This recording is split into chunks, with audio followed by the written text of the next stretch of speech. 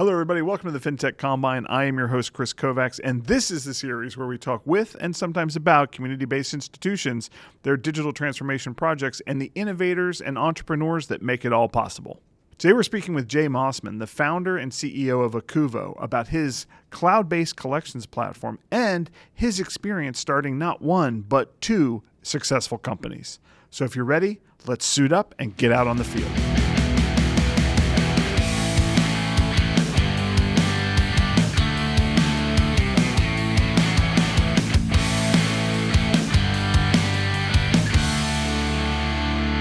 So Jay, welcome to the podcast. I'm so excited to have you today. Why don't you go ahead and introduce yourself to those who are watching or listening at home? Hi, I'm Jay Mossman, founder and CEO of a company called Akuvo, which we focus on collections and risk management. But I have a long history. I started in the credit union business 24 years ago, building a company that some people know by the name of Accelerant, sold it to Temenos. And, as Kris, you and I have talked about before, you don't often get a chance to do the same thing twice. That's right. And, it's great because you know what you did right, you know what you didn't do right, and you know what you wish you could have done and you never got around to doing it, right? And Right. so, but I've been in the industry both as a developer as well as a line business manager of banks and credit unions now for 45, 46 years. So before we start, what's the meaning behind the name Akuvo? Nothing. Nothing. Nothing. Yeah, matter of fact, let me tell you, when I started Accelerant, I wanted something that showed, quick, accelerate, that kind of thing. And the AK kind of was a nice twist and all that. Well, what I learned was when you start out the company with an A, you're at the top of the list of vendors, right? When they do alphabetical. And it was kind of interesting. So we were always at the top. So when I started this company, I looked for companies names that started with an A, and I went to a company called brandbucket.com. And it has all kinds of branding capabilities that comes with a URL and a logo and a bunch of other stuff. And I just started searching through it, and I, put in keywords, and a few of them came up. And then, as you would probably expect, I went to my wife and my daughter and said, "What do you want? What do you think?" And I took a chance because I picked one that they didn't pick. But that's how we got to Akuvo. Now, my marketing person, Lauren, does have it. I can't speak to it, but she certainly can. She's figured out what the A, the K, the U, the E, and O stands for. But that's marketing people, right, Kris? Yep. That's good marketing, folks. That's excellent. Yeah. Because it is a struggle sometimes to think about how do you communicate your brand and what you do, right? And I think what's great about what you've done is, yes, I think you are. I found the same thing, right? Being closer to the top of the alphabet, right? Not leading with CU in your name, right? Exactly. Where you get lost in the middle ground of your Right. QSO naming, right? If it starts with lower in the alphabet, you certainly get higher billing, right? Absolutely. So Excellent. and the AK kind of crossed over between the last company and this company. So a lot of people were liking it. So it's easy to say. So tell us a little bit about your solution, Akuvo. What makes it different from the other kind of collections and servicing platforms that are out there today? Sure. Well, first and foremost, most everything out there is 20 plus years old. It was built in the old server technology, which was great at its time. But we really have taken advantage of the cloud from day one. So we are truly cloud native. What does that mean? I mean, you kind of know it, but what it means is that we're serverless. We don't worry about hardware. We don't worry about it. So we can expand and scale out instantaneous based on needs. So when batch files come in and you need more power, we scale up. When everybody's asleep at night, we scale back down. So we're taking advantage of all that cloud capability, and we don't have to worry about hardware, and we can leverage that really new technology. So our ability to roll out product is so much faster. The integration to cloud native type of solutions out there is so much tighter than it was. And you know what? Best of all, no versions. I don't have to worry about this customer's on this version and this customer's on this version, and I got a hot fix here and a hot fix there. It's one version. We roll out updates once a month, and it's just beautiful. Is that one of the things you took away from your experience at Accelerant was kind of the maintainability of the systems you were building? Absolutely. We didn't have much choice back then, right? When we started that company in 2000, servers was all it. It was client server. You put SQL on a server, a Dell server, or whatever it might be, Hmm.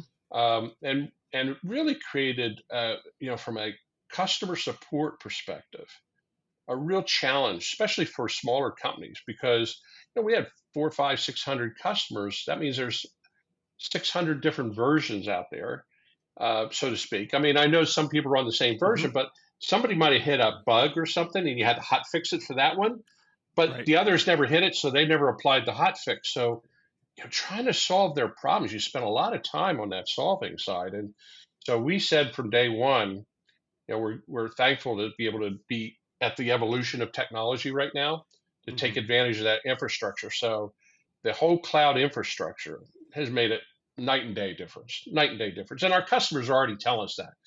Hmm. They're telling us that we have less issues. It's et cetera.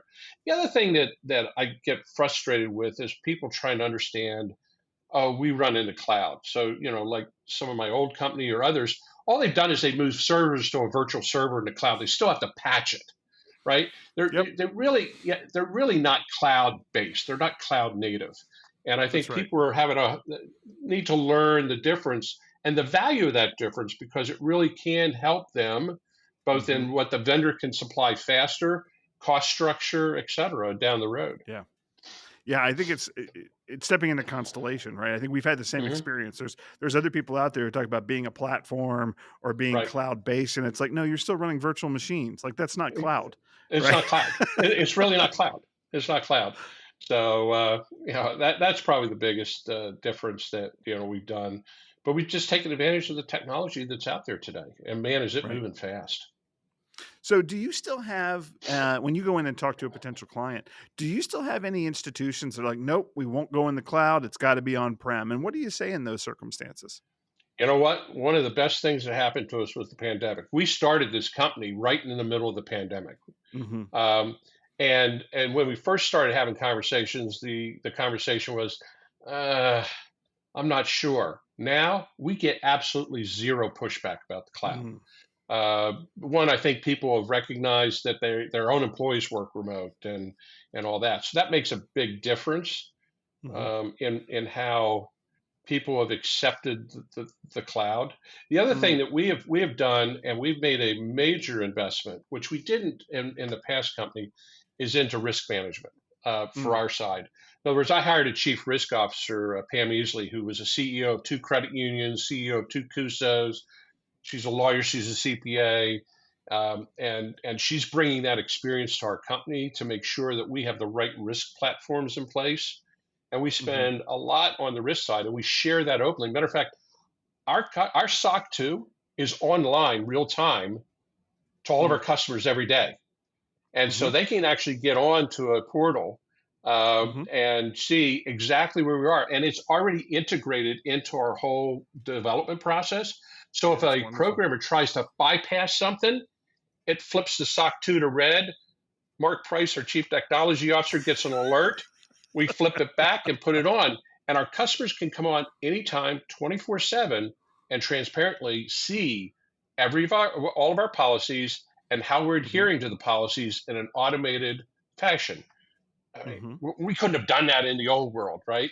Right. Again, the cloud has allowed us to be able to hook into the Azure environment, and take advantage of that. So I think the risk is probably the biggest thing. And looking at it from our side, because Yeah. remember, in the old world, the data resided on their servers, Right. right? So it was their Right. problem. Now it Mhm. resides in the cloud. It's my problem. That's right. And they're placing a lot of faith in us. So we're making sure that we invest heavily, but we're not getting pushback on the cloud. We did Good. initially a little bit. Mhm. None. There hasn't been one sale or one person we've talked to that says, "No, I'm not sure about the cloud." Right. Yeah. Probably if that's the case, then the technology world has probably passed you by already. Exactly, Right. exactly. And I often say, you're already in the cloud on a number. I said, you use Microsoft 365? Yeah. So, well, you're already in the cloud, That's right? right. I That's mean, you exactly right. don't tell me and by the way, some of your private data is already out there with Microsoft. I mean, it's just, Right. it is what it is. Right, right. So, talk to me a little bit about. First, I want to ask about this automated SOC process. Is this a product you purchased, or is this something It you built? is. No, it's a product we purchased called Vanta, Vanta, Okay, I think and that's good. highly recommend that. It's a great company, um, and they do both the. Not only do they SOC 2, but they also do PCI, which we've used them for PCI. Hmm. They do ISO. We're moving towards that certification as well. It's just a great product, and I'll send you a link when we get off, so you can get Yeah, on and take a look at it. It's extremely impressive. yeah. We'll include it in the show notes for the viewers on Yeah, that's YouTube, so they great. can go ahead and take Yeah, a look at it. That'd be great. Um, absolutely. so, Akuvo is a collections platform, right? So, is it predominantly just collections, or is it used for other purposes, back office purposes as well? Today, it's predominantly used for collections, Okay. but it's built to do more than that down the road. So let's talk about that for just a Okay. second.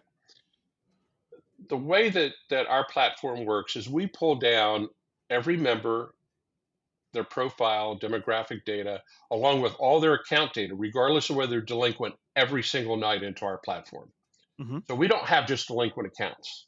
Right. That way we can act on those members through automation and a number of other things that we're doing, because a member might not be delinquent today, but there are trends that are going in the direction that says they might be. So you better know Right. about that ahead of time. Yep. Also, when you're talking about a delinquency, you want to know the other accounts they have that are not delinquent. Hmm. So we do have that platform. We do have based that we built that platform so that it would Hmm. be holistic. Now, what we have done is we have branched into credit disputes Hmm. on that platform, and within the next, I think, 30 or 60 days, we're rolling out our full integration to eOscar.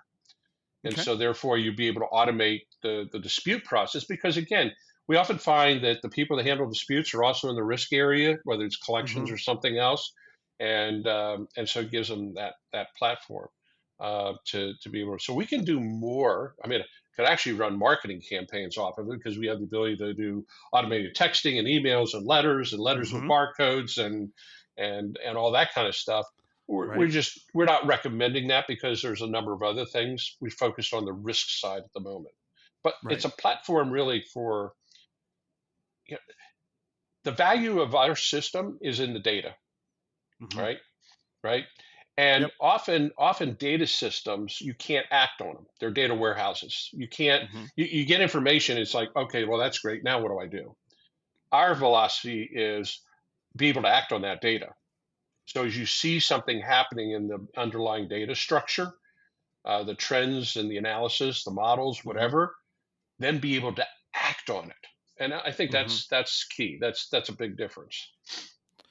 With those kinds of capabilities, it has to unlock untold potential for services and It does. workflows and other kinds of things. How do you and your team stay focused on kind of your core service and deliverable? Simple. We basically every day when somebody says something that's off to the side, we say that's great. Put it on the list. You're back to collections. How are we going to handle? So we went off site in February just to make sure that we were aligned for this year and going into next year as an executive team. And we said, what is it that's most important to our customers? Hmm. And we talked to them. We talked to people that weren't our customers, and it came back. You need to be collection efficiency. Hmm. How do I make that as efficient as possible? Because I don't want to add bodies. Hmm. Delinquencies are rising, and so I need to be highly efficient. Hmm. Second of all, we hear, oh, repos are increasing, auto Hmm. delinquencies are going up, repos are going up. That process is not a smooth process. Mm-mm. So again, No. how do you automate that and make that highly efficient? So basically we've picked two or three key areas where we Hmm. said, over the next 6 to 9 months, let's go focus 100% of our attention to here. Gotcha. And how do we make it very, very efficient? So while all this other stuff gets me excited and gets other Hmm. people excited, at the end of the day, we come back and say, what's our mission? What's our objective this year? And Right. it's a Right. disciplined approach. I guess I've just learned that after many years. There were many years where I kind of got off on all these little tangents and realized that we weren't as efficient and we didn't grow like we should have grown. Uh, Hmm. you stick to your knitting to start with. And of course, we just came out with what's called virtual collectors. So now, we can move, we can hook to any collection system or any core, and Mm-hmm. essentially, the member can get their information on the phone and handle, make a payment, do a promise, ask for some help, hardship, Mm-hmm. etc. Because you know what, only 40% will even pick up the phone, if that. Oh, I I know. mean, it's terrible, but 92% respond to text. Yeah. It's so that's where the world's going. People don't want to Yeah. talk to somebody on the phone.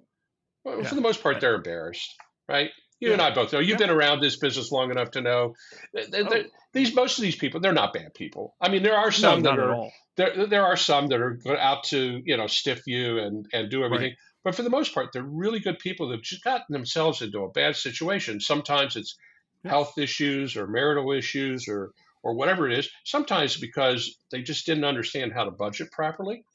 Mm-hmm. They weren't, but they didn't wake up that day and say, I really want to screw up today. That's not who they are. Yeah. Yeah. So I actually, you may not know this, I started my career as a collector I know for that. I Navy know that. Federal. So Yeah, I yeah, remember that.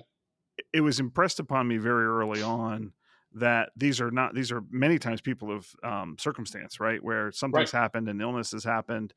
They've in Navy Federal's case, they've had to deploy Hmm. unexpectedly. I mean, it's things like that they weren't prepared for. So, and I think there's a remarkable opportunity for credit unions and community banks when they're having conversations with a member who is delinquent today, to Hmm. remember that if you repair that and you help them through that, you can have an amazing relationship with them going forward, right? Absolutely. After 2008, 2009, when I had to rebuild a collections department at Coastal, Hmm. I would have members call me years later and be like, hey, you helped me in 2008, and I want to make sure that we're doing this with you or that with you. And it was very rewarding from that perspective. Hmm. Treat them with respect, and Yep. I can't imagine texting a member though. That's got to be so much easier to do, and Yeah, then I getting mean, them to answer the phone. yeah, exactly. The nice thing is that 47% of collections happens off hours, Mm-hmm. right? I mean, you kind of Yep. know that from your own experience. Well, how do Yep. you staff for that? How they That's staff right. for that today is they're sending it off to third-party companies to make phone calls off hours at $9 and $10 per transaction. Right. Well, that makes no sense. I mean, we could do it Mm-hmm. for pennies on the dollar through a texting, which, by the way, the results will be higher, Right. Yeah. and it'll be fully integrated back into a platform Yep. that you can then act on it. So, therefore, if you have a promise, you can then set up a reminder that the promise is coming up. Yep. So, there's just so much you can do. There's too many times people talk about the efficiency of things without really understanding the effectiveness of it, right? Hmm. Yeah, Efficiency doesn't come without effectiveness, right? You can send out all the exactly. text messages in the world, but if you didn't know that it was going to work and this was the right message and this is the right time to be able to send it to be effective, right? That's Right. where the secret sauce is, right? That Hmm. you want to be effective, not just efficient. Absolutely. Absolutely. Yeah.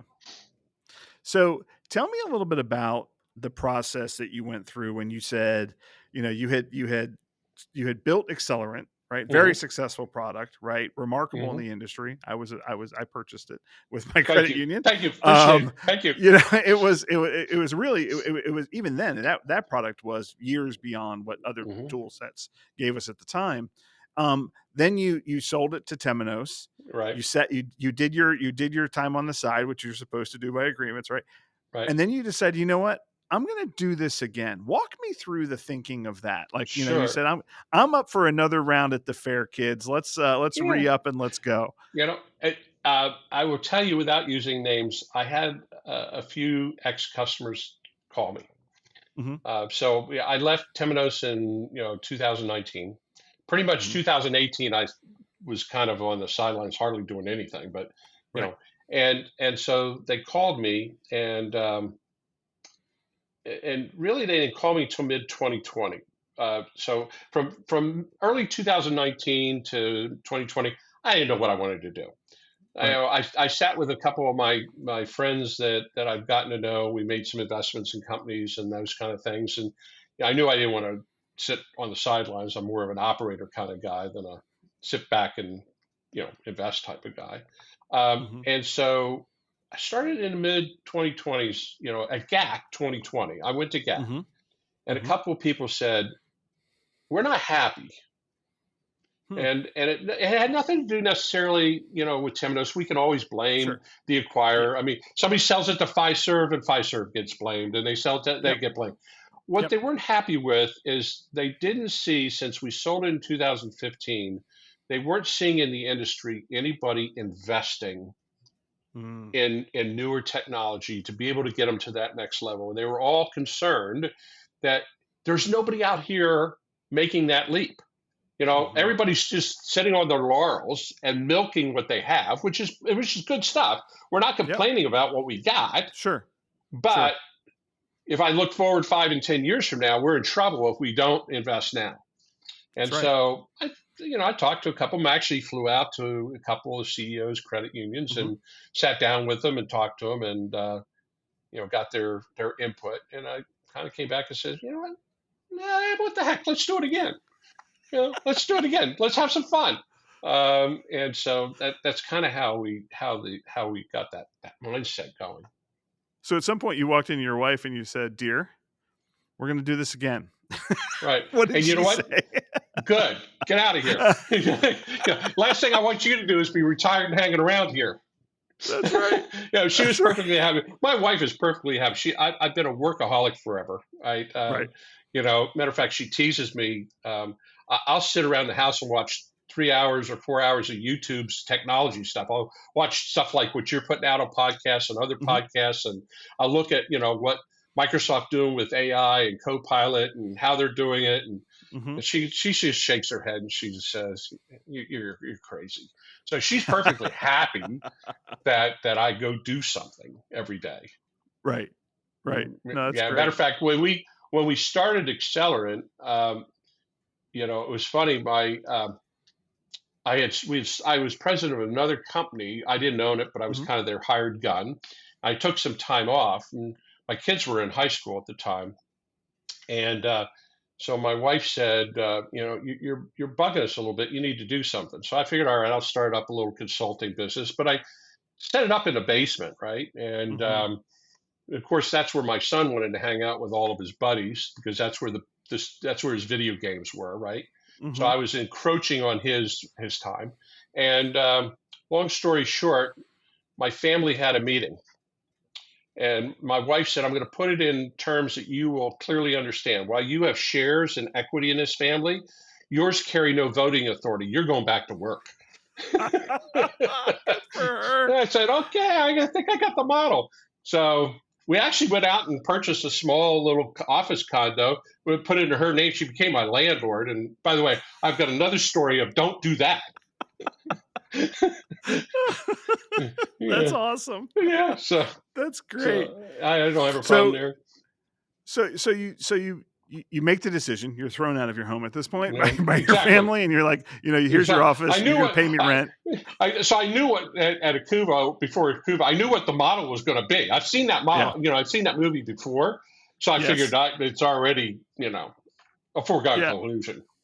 That's good. That's good. One of the things I'm interested in particular is how have you changed in your perspective of leadership of the Hmm. company or of recruiting and getting people to join you, right? Did your philosophies change at all based on your experience going with Accelerant and when you founded Akuvo?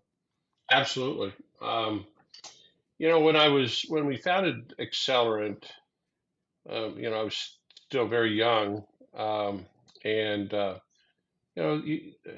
just say what it is. It's a bit of an ego, right? You kind of get going. Mm, It's your company. You're going to run it. You're going to do it your way, etc. Um, and you kind of do the things you either think but you don't, and you learn mhm, along the way, etc. But with the Kuvo, I'm at that point in time in my life. I don't want to be that guy. I want to help the next generation. We need to help the next mhm, generation grow. I have a lot of experiences. Some of them are, valuable to people, and some might not be valuable. So I wanted to build a company with the right talent, to where if I wasn't here tomorrow, this company wouldn't miss a beat. In the Gotcha. early days of Accelerant, that was a problem. We even talked about it at the board meeting, even though You know, I own the majority interest of Accelerant. So as they said, it didn't matter how much they voted. I still could vote wherever I wanted. At Akuvo, I wanted it different. I don't own the majority interest. I did to start, Hmm. but we brought in credit union investors and the Circle Fund, as well as a handful of private investors that I've dealt with in the past. And it's been done by design because I want Akuvo to be driven by the industry, not by an individual. Mm. So, you know, we have a great advisory board. You can kind of go out to our website and see the people on the advisory board, a great governance board. You know, I mean, who else gets a small company that gets people like Guy Messick on the company and Charles Right. Chung, who's the ex-president of Experian Decision Analytics, Mm-hmm. which, by the way, I asked Charles to be the chairman. And Mark Price and Steve Castagni, who I've worked with forever, both at Accelerant and now, have no experiences but dealing with me and my style. So I've asked Charles, can you help mentor these guys? Because I need them to have experiences other than from me. And Mm-hmm. so it's very different. I think we've invested more in higher grade talent. That doesn't mean we didn't have good talent at Accelerate, but Mm-hmm. we're out recruiting people of really seasoned experience from the industry, credit unions, collection people that ran good sized collection department. We never had anybody at Accelerate that ran a collection department in our support area. Wow. Yeah, it's That's just kind of like amazing. we just hired people locally, and you know, we've Yep. trained them, and oh, maybe they were quote a collector, but not Mm-hmm. somebody that you know was over a multi-billion-dollar credit union, you know, dealing with that. And so we brought in some really good talent, Hmm. um, and so I feel very very confident that um, you know if I were not part of this tomorrow, um, this company would continue to flourish Mm-hmm. because of the talent that we brought in. Absolutely. My role now is not operational, and I've backed away from operational. I actually haven't seen you in a while because I'm not going to as many conferences. I'm trying not to fly around as much. I'm sending Steve Castagni and other people, Yep. Yep. and so you know it's their turn. Mm-hmm. So I want to sit and think about what the future could be. Mm-hmm. You know, talk to you know some of the credit union executives of what their concerns are and how best maybe we can help them. Right. Because I think that's my value. My value now is probably being able to sit back and take the years of experience, and I think I do think of the future. That's kind of who I'm built as, Mm-hmm. um, and then just share experiences with the team. That's a insightful. You know, I asked you about talent, and it's so insightful because you turned it in about kind of your um, the distribution of your talent, right? Mm, And kind of not concentrating as much in you, and that's really insightful. And I think that's a great lesson for CEOs and those folks who start up organizations, right? Because you definitely find yourself sometimes being kind of you're still the sales guy, you're still right, this, you're still that, you know what I mean? You're getting pulled in all these different directions, and you really do have to take a step back and let those other people step up and really contribute their talents to the organization, exactly. right? Yeah, we So got some talent. I mean, when we first started Kumo, I was out there selling because I had a right. name recognition and, you know, there was a certain level of comfort and confidence. But, you know, we're now reached close to 100 customers. Mm-hmm. And so, you know, that's pretty good in about a 2.5 year time period. And a lot of them are in the upper end of the market, as you're fully aware of. Mm-hmm.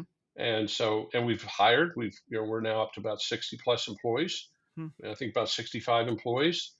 So, you know, we've got really, you know, enough infrastructure now in place Mm-hmm. to where, you know, I don't need to, I haven't been on a sales call for 9 months or more. Right.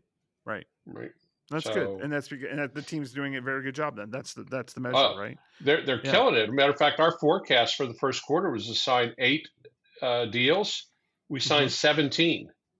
Wow! Congratulations. Thanks. And we've already signed, I think, like 4 this month. And so the Wow. fact is that I just you know, guess what? Of all those 17, I was involved. I was not involved in any one of those sales. Not one. Not even 5 minutes. So what do you think made the difference? What do you think made such a overperformance on the sales numbers? I think people are seeing the value of the product and the platform. Hmm. And I think that they see the opportunity to improve their efficiencies. I mean, some Hmm. of them are getting 40, 50% productivity improvement when they go to the platform, and they'll tell you that.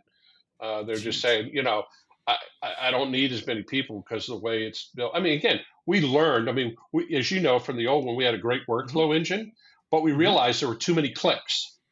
Hmm. And Mark Price, who's our chief technology officer, made it very clear from day one. We need to be thinking like an iPhone. That Hmm. if you need an instruction manual, we've done something wrong, and you need to make sure that you limit the number of clicks possible, and make it engaging, Right. so that it's smart enough to know what to do next and what to ask you without you kind of, yes, I did this, next step, Right. yes, I did that, yes, I did that. And it does it really has improved productivity. So I think some of that, and some of it, let's face it, you and I've been around long enough, you get a bit of a buzz, Yep. and people say, hey, I want to get on board.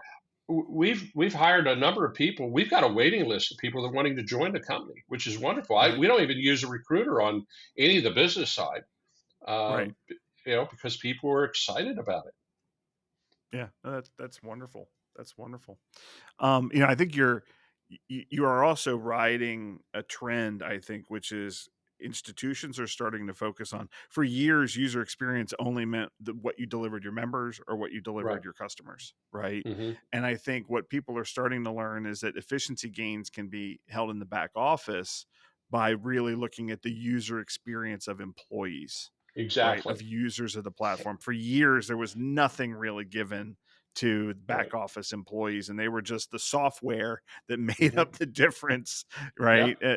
From a usability perspective. So I think that kind of focus is really tremendous, and I think we're going to see a lot more of that in the industry as well. Well, and the other thing, and here's an advantage of the cloud. Hmm. We are able to track the clicks and where people go. We don't know who they are. No, we could if Hmm. we wanted to, but that's not what we capture in our own analysis. So we're Right. now seeing, really, we're not really on a daily basis while we could, but on a periodic basis, we can actually get in and see how people are really using the system and the Hmm. types of people they are that are using it. Hmm. Is it a collector? Is it a manager? How long are they Right. spending on something? Are they having to do too much clicks? And therefore, we can go back in and say, you know what? If we do this, we could probably take 10% of that friction out. Yeah. And we couldn't do that in a server environment. But in the Right. cloud environment, I can look across those 100 customers and get that feedback immediately. Yep. So it's definitely one of the benefits is being able to do that. Hmm. Um, Yeah, that's tremendous. Congratulations. That Thank is you. it's a Thank lot of you. hard work to get there, and I don't think many times when I've having been on both sides of the table, Hmm. right? Like I don't know that I appreciated just how hard it is to build something, Mm, right? And to really get it right, and to reach the kind of momentum you're seeing in the marketplace. That really is a tremendous, and to do it oh, twice. I mean, that's really yeah. just a tremendous Thanks. feather in your cap. Yeah, I had a I've had a number of great mentors, Kris, in Hmm. my lifetime. I consider myself truly, truly blessed. And uh, one of them, a gentleman by the name of Pete Musser, who ran a company called Safeguard Scientifics, probably created more millionaires in the Philadelphia area than anybody. Pete Pete's was a public venture company, did a venture capital company, invested in original investors in Comcast, QVC, Novell, Cambridge Wow. Technology Partners, Internet Capital Group. And I often Hmm. ask Pete, about entrepreneurs. What made an entrepreneur? Hmm. And he said, Jay, the one thing about entrepreneurs is that they always need more time and more money than they think, because by nature they're an optimist. And Yep. if they don't need more time, more money, you probably invested in the wrong person. Hmm. The other thing that Pete taught me, was really, the energy of the company. Making sure you build a company that had energy, and we have lots of energy here. You have to measure it different. He used to, in the old days, if you will, drive Hmm. around the companies that he invested in the local area at 10 o'clock at night to see how many cars were in the parking lot, because he said if the lights are on, the cars in the parking lot, he knew that that was probably a successful investment. If he pulled in and it was kind of dark and shut down, probably wasn't. And Yeah. it's that energy level. What he was really saying is, do you have that energy within that company, that drive, the overall That's right. drive? And I think that's what makes company. And I think that's what we got here with people at Akuvo. They're Yep. driven. I mean, you talk to any one of them, and they are driven, and they're driven to succeed, not just from a financial perspective, but from an accomplishment perspective, to Mm-hmm. be the best. Mm-hmm. How do you find people who fit that culture? It's difficult. It really is. It really is difficult. Um, However, we're finding it a little bit easier now than we did a year ago because of our success. More people are Mm-hmm. coming to the door, and we've got people inside of our own company that meld so well. They're part of the culture. Mm-hmm. They're now recommending people to come work for us. So you're not going to Mm-hmm. recommend somebody that probably isn't a fit. Right. Um, but we try to do what we can through the typical interviews and Mm-hmm. all that. Um, but at the end of the day, it's I'd like to tell you there's secret sauce. There just isn't. Probably the best is having people part of the company and people that you trust recommend, Mm-hmm. because people do not recommend people that are going to fail. I mean, that's not what That's right. they're. It's just not human nature. That's right. What's coming in the future for Akuvo? I have this vision, Kris, that first of all, I might be off base here. I think dashboards as we know it are useless and going away over time. Mm-hmm. We take dashboards, and what do we have dashboards for? To help us understand trends, and then we want to Mm-hmm. drill down on trends to see what's affecting that trend. But with Mm-hmm. AI, why? So I said this years ago, even before ChatGPT came out. My Mm-hmm. vision is that, let's say I'm a collection manager. I want Mm-hmm. to come in and I want to look at this and say to the Akuvo platform, hey, Akuvo, what should I work on today? And Akuvo should be smart enough to determine the 3 to 5 tasks that if that manager accomplished today would give him the best return, Mm-hmm. right? And you got the underlying data. Mm-hmm. You know where your trouble spots are. Yep. You can and you can use the AI to interpret the trend and interpret the causes under that trend. So I Mm-hmm. think over time, it doesn't mean that dashboards entirely go away, but I think our ability to interact with the platform from a management perspective, Mm-hmm. I think it's going to start to change, because if think about if you use Copilot or ChatGPT today, Mm-hmm. how you start to say, oh, wow, I can ask a question and it responds, and I ask another question. But isn't that what we do when we go into dashboards? We ask ourselves a question by pushing a button to drill down, and that causes Yep. us to ask another question. And so we got to sometimes get to a point where we got to send off an email to somebody inside the company to help me understand more. Yeah. That data is sitting there. That data Yeah. is sitting there. And if you kind of raise it all the way up to the CEO or the chief risk officer, they should sit there and say, where are my greatest risks today, and what are the things that we need to focus on? Just give me the top three. And I think that's where I want us to kind of ultimately go, is how do we Mm-hmm. leverage the data, not just for models in being more efficient in collections, propensity to pay, probability of default, all those things that everybody's got, and we're adding to and creating more Yep. more more quality. But how do we really use that data to make that organization very, very efficient, so they can work on the things that are going to give them the best return? Because we all, Yeah. me included, I come to work with certain things and I get distracted, but it'd be nice if I had something that said, Jay, keep focused on these three. Keep focused on these three. Today will be Right. successful. What you've made me think about is the idea that dashboards are built on yesterday's problems and opportunities, Hmm. and they're designed to uncover those. So it's a little bit Exactly. like a playlist, right? Right. It's the difference between having a playlist and having a something that recommends to you, right? Hmm. Because yes, I like this, and collections is highly process driven, right? It has been Exactly. historically, right? Right. Very highly process oriented, very highly procedural, right? For Hmm. both risk reasons and for just efficiency and effectiveness. But that's that's built on yesterday's history, right? Right. And AI gives us the ability to see what's coming and the Hmm. ability to make inferences to new data points and Right. surface those up and say, hey, Jay, I think this is what you need to do today. Right. I And think we need to change the process a little bit. I think that's really that is a new concept to me. Thank you for sharing that. yeah, and again, one of the reasons why we're doing what we're doing at Akuvo is credit unions by themselves don't have enough data to drive that. They're just, Hmm. even the big ones are not that big. I mean, when you're comparing yourself against JP Morgan Chase, Bank of America, Citi, they've Yeah. got a treasure trove of data, treasure trove of data that credit unions would only, but collectively, we get it in that Akuvo platform. And we're not Hmm. talking PII, we're talking anonymous stuff of trends and that Yep. we can Yep. collectively as an industry Yeah. compete with the large guys because we will have that data to be able to make ourselves collectively more efficient. Hmm.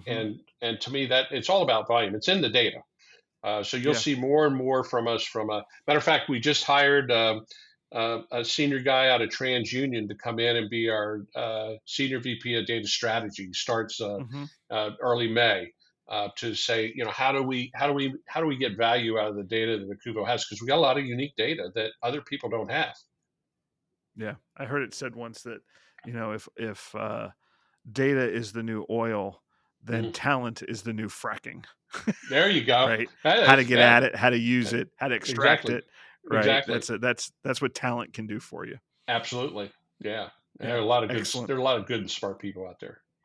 For sure. For Yeah, sure. and by the way, Um, that's what I worry about every day. I always worry about those two guys in the garage that are going to outthink us and outget us yes. there, right? Yep. So I tell the people here, wake up scared every day, Hmm. but don't be a deer in the headlights. But just recognize there is somebody out there thinking. Just because you think of it, somebody else is Right. thinking of it. Oh And yeah. and so as we grow, make sure that we remain like the two guys in the garage. Hmm. Yeah. Stay hungry, stay active, high Exactly. energy. Yep. Right. That's Yeah. that's the culture that you've built. That's really amazing.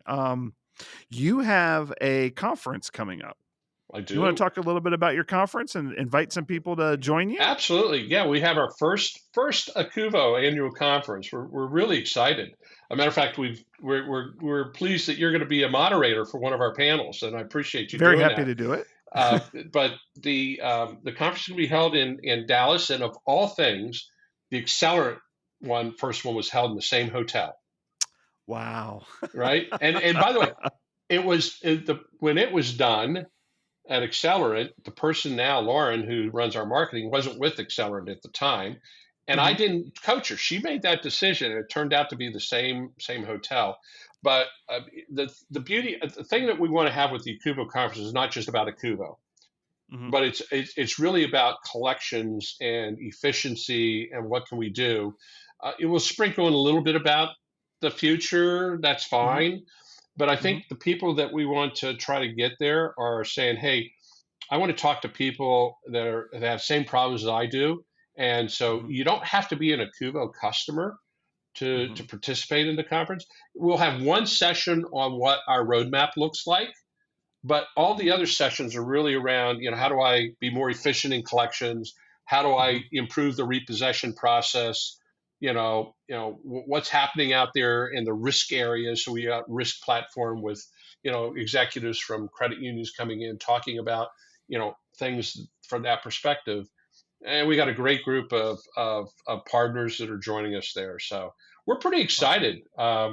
Lauren, who's our marketing person, is always nervous. Am I going to fill the seats? I got enough rooms. I think at the end of the day, she's probably going to have the opposite problem, but Hmm. but we'll see. We got plenty of time. But no, thanks for the allowing to do the ad. So No worries.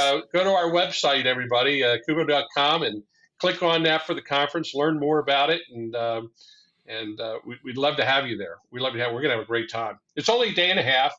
And by the way, everybody, for those that used to go to the Accelerate conference, Casino Night is back. So Oh, the end of the night, we have Casino Night, man. We got cards, roulette, we got it all, and people love that with some great prizes coming out of it. So that was probably the biggest thing that we did at Accelerate. If we ever took that away, they would have probably disowned us. Well, these are the lessons you learned, right? Exactly. How people are Exactly. engaged and what they really want to see. Jay, I really appreciate you joining us today. Thank you very much. I think this has been a wonderful episode for our credit unions and for, entrepreneurs who are listening, who've really, I think, can learn a lot from your journey and your lessons. So I really thank you for sharing that with us. Well, thank you for having me, Kris. I really appreciate it, and I love to share the stories. Excellent. Excellent. Thank you so much. We'll see you next time. All right. Have a good one.